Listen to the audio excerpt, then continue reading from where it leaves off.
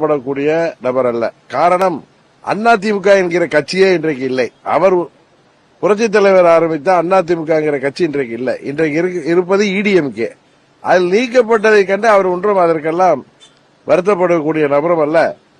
பசும்பொன்னுக்கு அவர் தேவர் அவர்கள் நினைவிடத்தில் நேற்றே சொன்னேன்.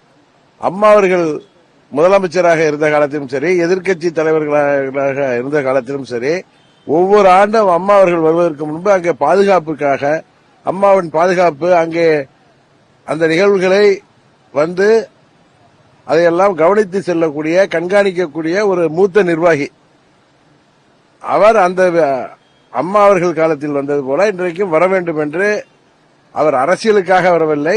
பசும்பொன் தேவர் அவர்கள் எல்லா இயக்கங்களும், எல்லா தரப்பு மக்களும் அங்கே ஒரு கோயிலை போல் வந்து செல்கின்ற இடத்திற்கு அவரும் வந்தார். அதான் சொல்கிறேன், விநாசகால விபரீத புத்தின்னு ஒரு சமஸ்கிருதத்தை சொல்லுவாங்க, கேளுங்க.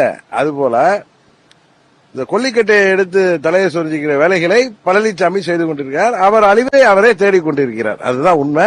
நாங்கள் கூட வீழ்த்த வேண்டிய தேவை இருக்காது, அவரே வீழ்த்து விடுவார் என்பதுதான் இதை உணர்த்துகிறது.